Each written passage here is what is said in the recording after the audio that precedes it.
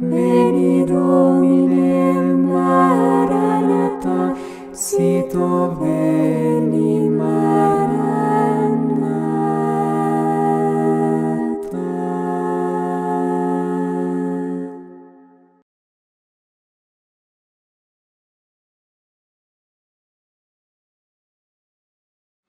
He's an incredible man, and you can read about those accolades if you would like, but I'd prefer to just call him someone who's slowly come into my life and blesses me.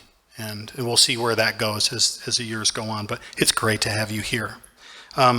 Martin's lecture this evening is titled The Demon Irony, How Modern Literature and Art Have Turned Our Critical Faculties Upside Down. Let's give a nice, rich, warm welcome to Martin Cothran.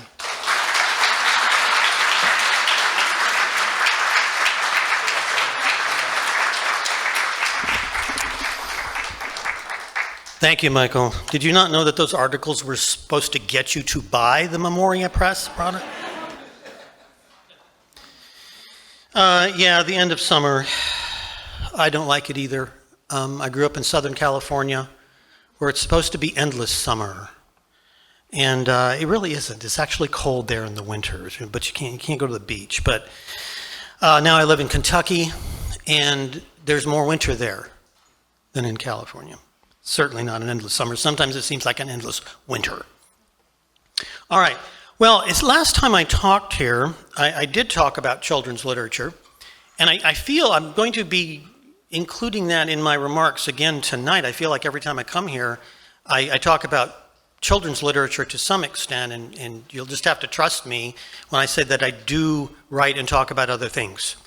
But it is apropos to the topic that Michael chose. I didn't choose this. Michael chose it. So I gave him a list. All right. The demon irony, an expression from Dostoevsky, actually, who we will be talking a little bit about. So, in 2012, the movie version of Les Miserables came out. And my wife and I went to see it with several of our adult children. Now, if you knew anything about my family, you would have thought this would have ended in certain disaster. My children never liked musicals.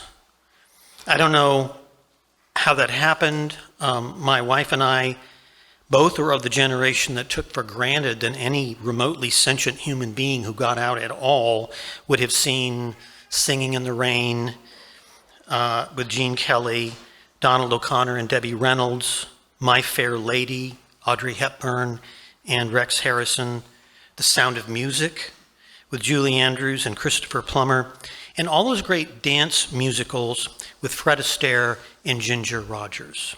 Ginger Rogers, who is not only a great dancer, by the way, but I'm a big fan of classic Hollywood, was also a really great actress.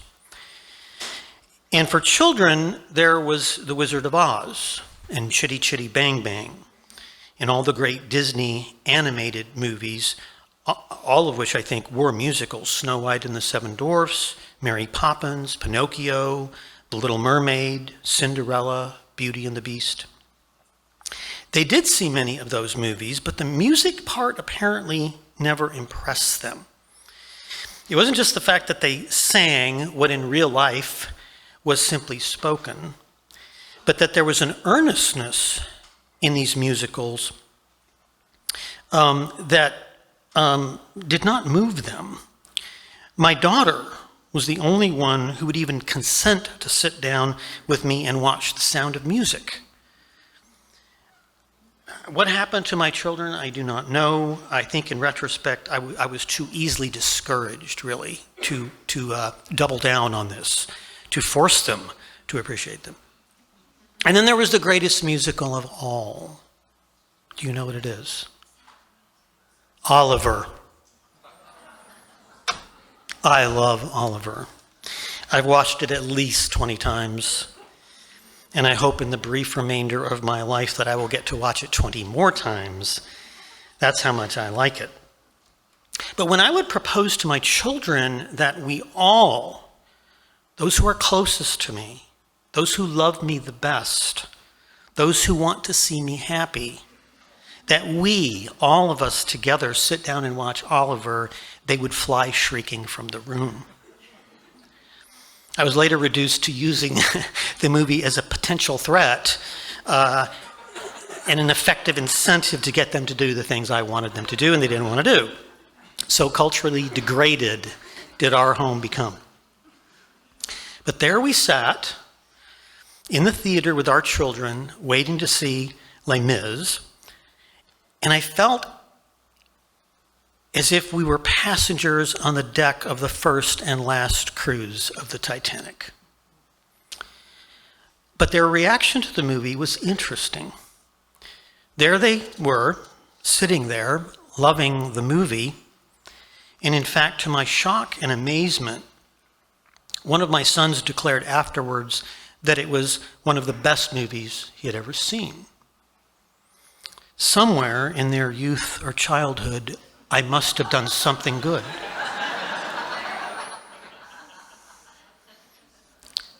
Now, I would say that to some audiences and they wouldn't get that, so you're good, you're good. So, I expected that they would be the movie's harshest critics. But they weren't. As it turned out, the harshest critics were the critics. Although my children gave it a unanimous thumbs up, many highbrow reviewers didn't like it at all.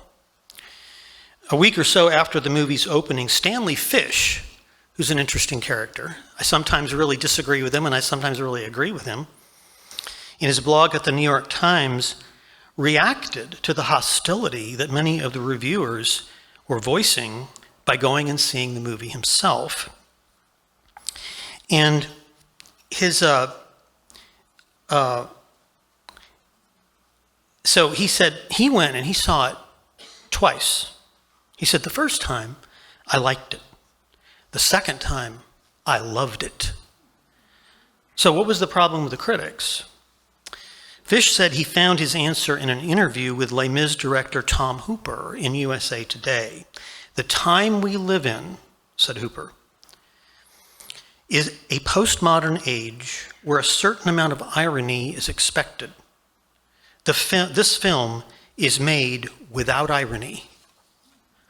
Now, I want to focus on this comment, that this movie, Les Mis, was made without irony, because I think it says something very important about the culture of our time, and I think it tells us something important about contemporary art and literature, and why it's important that we be inoculating our children against its worst effects through classical and classic literature. Fish explains what he thinks irony does, and I have an extended quote here, but I think it's important. Irony, he says, is a stance of distance that pays a compliment to both its producer and consumer. The ironist knows what other more naive observers do not, that surfaces are deceptive, that the real story is not what presents itself, that conventional pieties are sentimental fictions. The artist, he continues, who deploys irony tests the sophistication of his audience and divides it into two parts, those in the know and those who live in a fool's paradise. Irony creates a privileged vantage point from which you can frame and stand aloof from a world you are too savvy to take at face value. Irony is the essence of the critical attitude, of the observer's cool gaze. Every reviewer who is not just a bourgeois cheerleader, and no reviewer will admit to being that, is an ironist.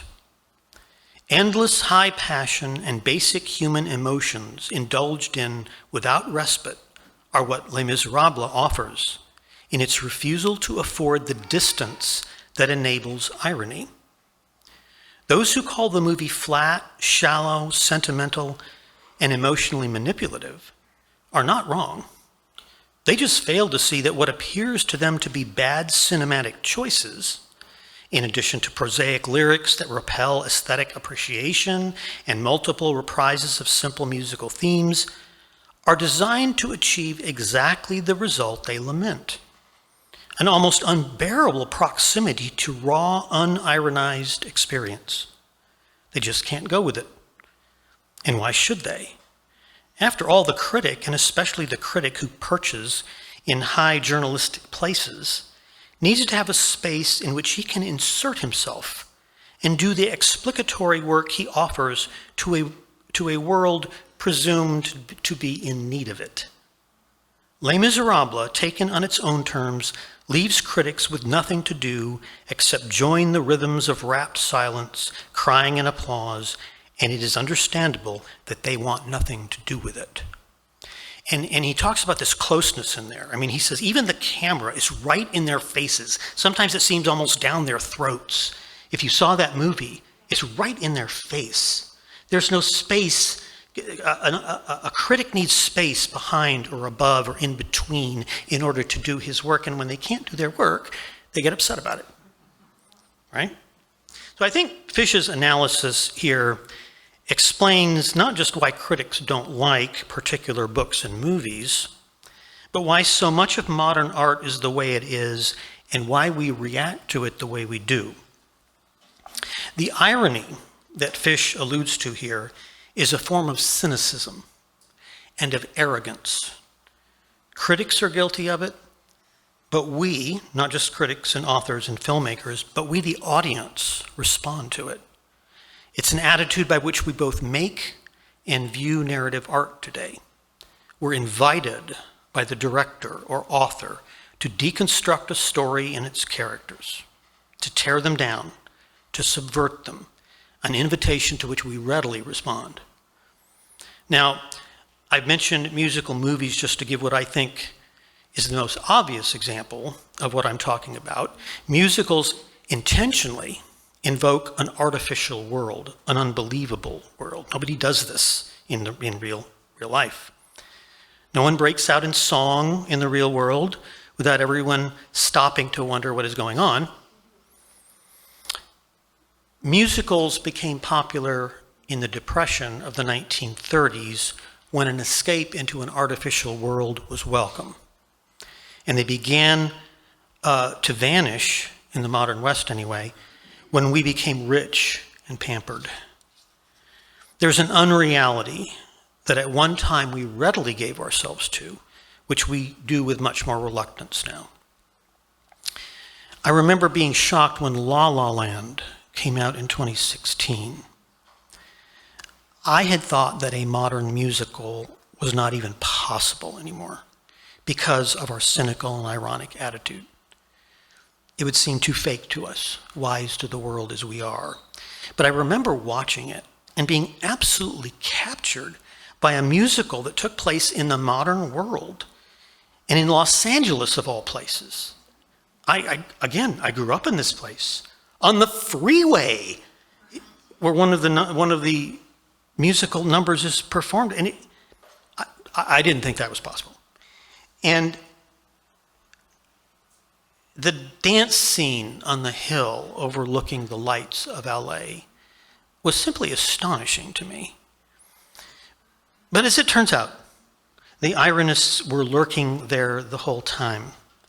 And just as they had you in the palm of their hand, they jerked the rug out from under you, if I can mix my metaphors, and ended the movie on an ironic note. Those of you who have seen it know what I'm talking about. I felt so utterly cheated. To me, the movie was heading in a very obvious direction, and it was a good ending. And they took it away from you in the end. And I heard an interview, actually, with the two gentlemen who made the movie. And when asked about this, one of them said, and I quote, "I think bad endings are romantic. When I die, on my gravestone, I will have the following statement inscribed: bad endings are not romantic." I've noticed over the time that I taught in the classroom that my students were put off, not just by musicals, but by older literature in which the conflict involves a morally upright hero, and in which the conflict is often extrinsic between the hero and some evil force or person, rather than the intrinsic psychological dramas that are more common today. Their inclination is not to believe them. They consider them not only idealistic, but unrealistic. These works don't seem to speak to them about life as it really is. They think that people aren't really like that in the real world. They bring a cynical attitude, which they've been immersed in for most of their lives, to everything that they see and read. Our children are not critics, at least not yet, but they're full-fledged ironists, and that is encouraged by our culture. To give another example of this, several years ago, I turned on the television and landed on a channel that was playing The Lone Ranger. Not the old TV series, but the 2013 movie version with Johnny Depp. I hadn't seen it in the theater, so this was my chance. And so being in my mid-60s, I'm of that generation that saw my share of reruns of the original television series. So I was curious as to what Hollywood would do to it.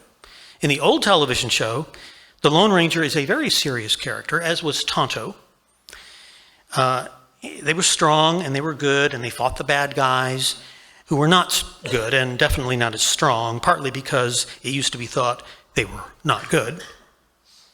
It was a serious show, and there was this moral earnestness to it that characterized a lot of the shows at that time in movies, TV shows and movies.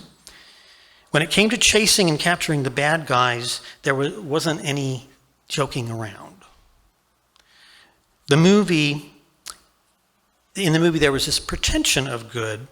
The evil railroad owner is desecrating Indian land, and the Lone Ranger and Tonto were trying to foil his plans. But at the same time, neither character was a traditional hero. Unlike the old television series, Tonto was the real leader and basically had to drag the less than enthusiastic Lone Ranger, who was portrayed as something of a wimp, along with him on his quest. In addition, Tonto provided the comic relief. Now, if you watch those movies, there was no humor in them at all, right? It's the Lone Ranger ironized. It was no longer a heroic drama. The good guys had become comic figures. The movie was actually far more interesting and entertaining than the television show, I have to admit, and yet I didn't like it very much. It had other kinds of problems, but it had been ironized. And in fact, the very purpose of the movie was clearly to take the original idea of the show, which is simplistic as it was, still had a kind of nobility to it, and to deconstruct it.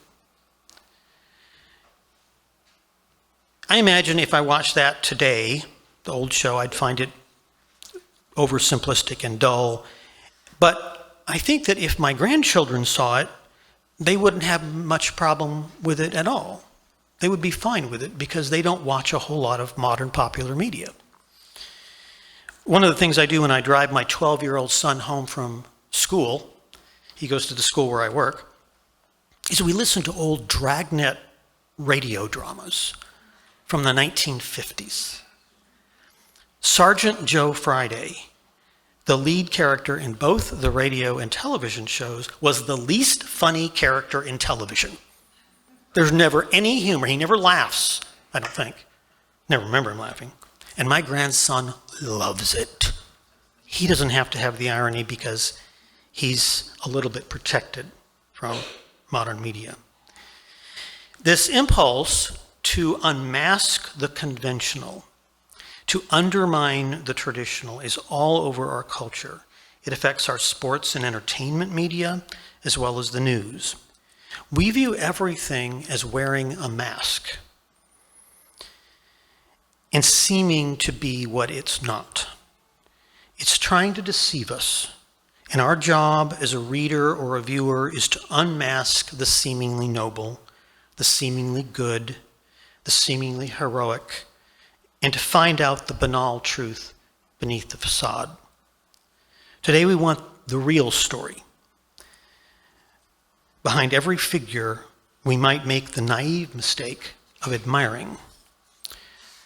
How many times have we seen the media swarm around a movie star or a famous musician who's fallen from grace and who's then the subject of about a week's worth of coverage on the national news, whose producers are well aware of our lust to know what these people are really like underneath all that makeup and pretension? What a comfort it is to the rest of us to know that they're really no better than we are. There is, in fact, an academic literary term for this particular kind of irony. It's called the hermeneutics of suspicion. It's the idea that we must read every text with the idea of identifying how the author might be deceiving us. Our culture cultivates this in us, and it prompts us constantly to engage in the act of unmasking. We're expected to do this with movies, with books, and even in real life. We're not supposed to trust anything or anybody. We're taught that those things which are presented to us with the most earnestness are the things we should question the most. It's the things that are the least ironic that we're invited to ironize. So how will our children, trained in this hermeneutics of suspicion, be able to read the non-ironic books we teach in a classical curriculum? Homer, Virgil, Dante, or the Bible. How does it affect our view of prayer, of the Mass? I find that one of the most harrowing things you can do as a teacher or a parent is to walk into a bookstore, if you can find one, and visit the children's book section. There are a number of problems this will reveal to you, but one of them has to do with my point. Even the good characters of children's literature, which one would expect to be the last bastion of cultural innocence, are being assailed by the satirists. In a culture in which many children never read classic children's stories, books such as Honestly, Red Riding Hood Was Rotten, The Story of Little Red Riding Hood as Told by the Wolf. Those books are common fare. And there is, seriously, Cinderella is so annoying. The Story of Cinderella as Told by the Wicked Stepmother. These are children who read these books. There are children who read these books who've never read the originals. There are children who've never read The Three Little Pigs, who we show little apprehension in giving The Three Little Wolves and the Big Bad Pig. There are children who've never read The Frog Prince, but who read The Frog Prince Continued, which is a very different story. And there are children who've never read Little Red Riding Hood, but have read Little Red Riding Hood and the Misread Wolf. I remember a number of years ago going with my family to see the movie Shrek, and wondering how many of the children in the theater watching it actually knew the fairy tales it so gleefully fractured. I got all the jokes, but only because I knew what was being made fun of. But the children in the audience could only really appreciate the slapstick humor in the movie. I used to say this also about superhero movies, that I used to consider superhero movies the exception to this. I wrote an article some 15 years ago about how superhero movies were the one glorious exception. At that time, it was the only genre left that had not been ironized. But of course, now that genre, too, has been ironized. When I go out to California to visit my stepmother, who still lives in the house I grew up in Southern California, I always take her to a movie. And so I try to look for a good one. If I don't know the movies, I look at the ratings. And in this movie, The Flash had really good ratings. And I hadn't seen it, so I thought, well, we'll go see that one. It's a superhero movie. Maybe this would be good. And it was not funny at all.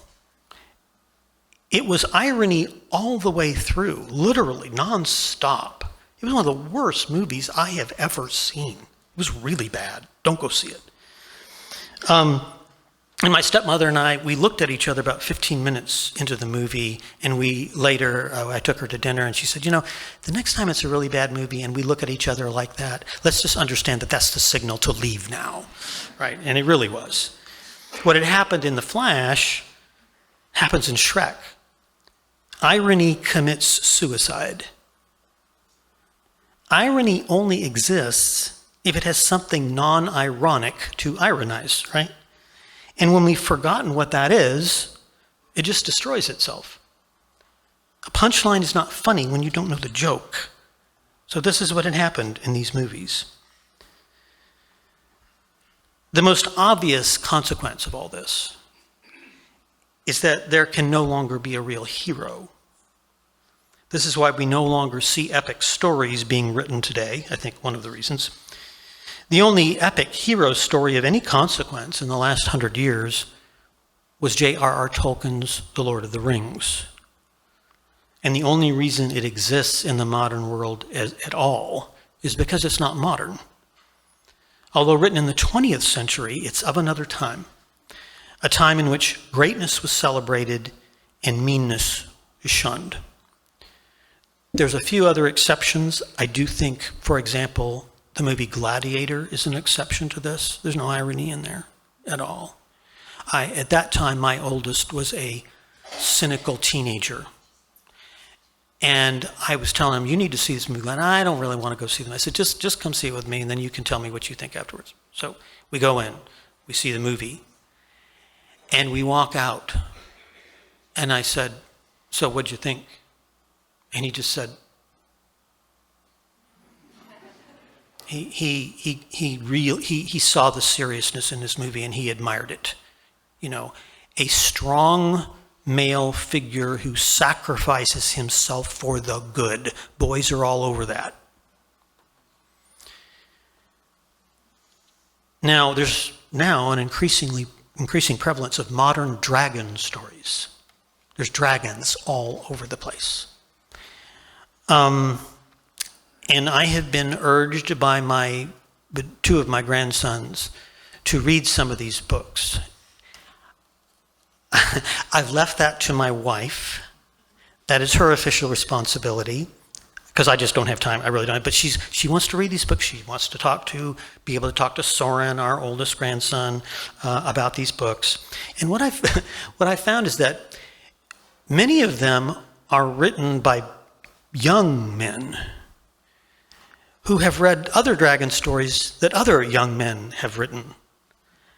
And I think a lot of them actually have read The Lord of the Rings and The Hobbit. But a lot of them are very derivative. And this is a separate problem, but the setting is usually very weak. And that's actually the case with a lot of modern literature, because you have a bunch of young people who've grown up in a very artificial world. They have not lived a real life yet.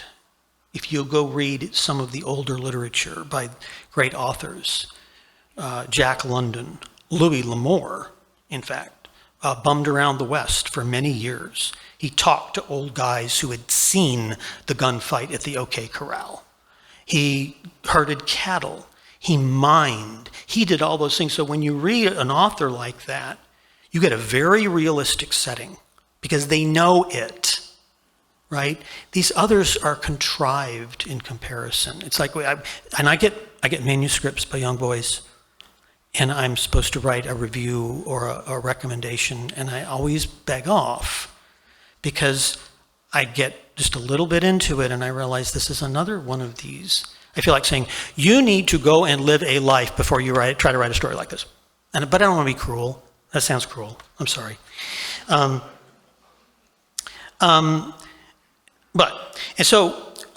the hero, back to my main point, goes the good guy in general. All writers, said Dostoevsky in a letter to his niece in 1868, and not only ours, but even all Europeans who have tried to portray the positively good man have always failed. Dostoevsky underscored his point, in a way, about the impossibility of a good character in modern literature by writing his novel The Idiot, which I'm reading for a second time. The protagonist, Mishkin, is good, but he is mentally impaired and is portrayed as something of a misfit. Of the good figures in Christian literature, he says, the most perfect is Don Quixote, but he is good only because at the same time he is ridiculous and succeeds only by virtue of that fact. Where the serious was once supreme and satire subordinate, irony now rules. Satire and cynicism now predominate in an unprecedented way.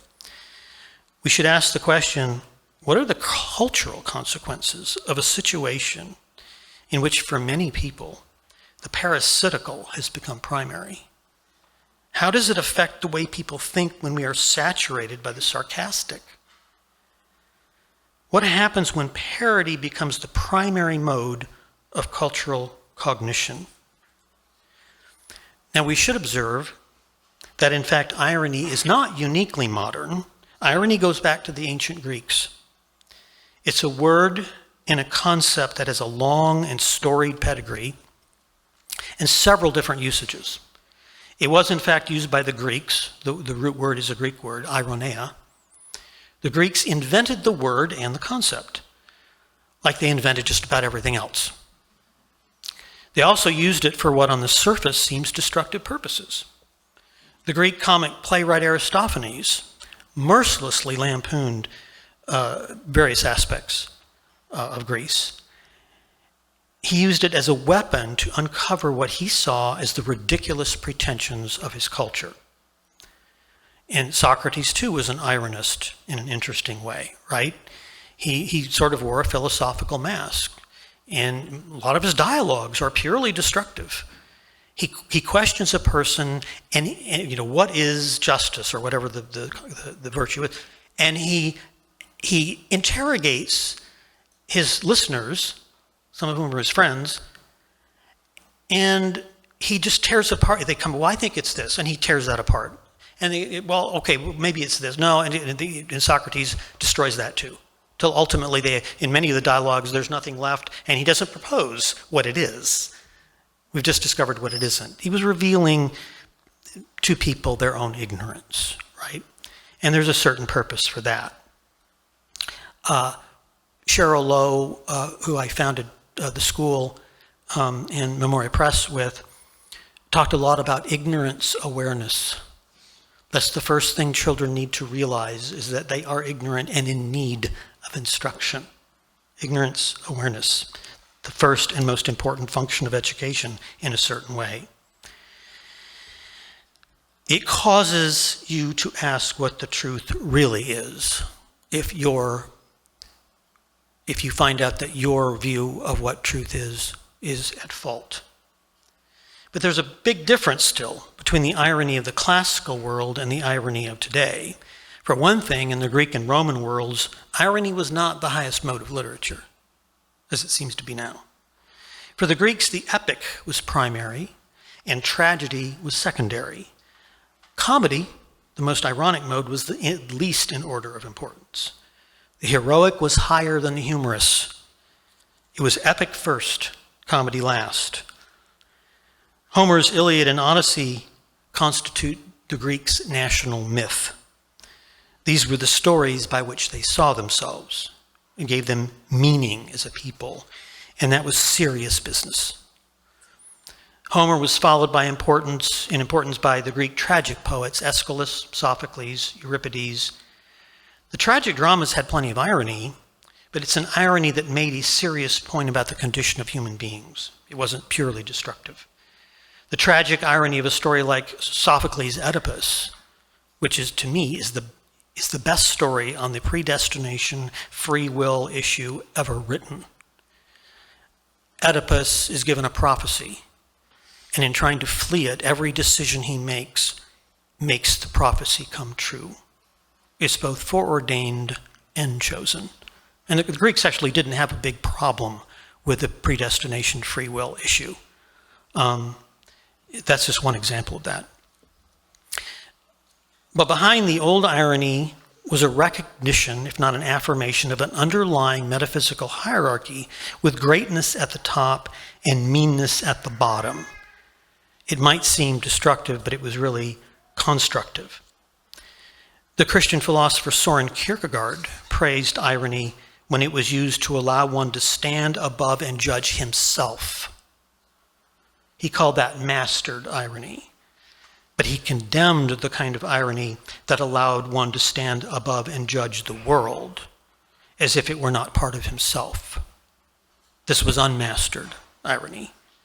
This kind of irony, he said, echoing Hegel, was infinite, absolute negativity. This is why literary critic Irving Howe once called irony the gospel of chaos, and why one of Dostoevsky's characters in his novel The Possessed termed it the demon irony. And again, the chief difference between the classical and the traditional, and on one side and modern narrative on the other, is not that the modern contains irony and the classical does not, but the chief difference is that irony was in a subordinate position. There's nothing wrong with irony as long as it does not become villainous and try to take over the world. The ironic should always be subordinate to the heroic, which is why classical literature is such a great corrective to modern literature and film, and preserves the hero, and he's primary. And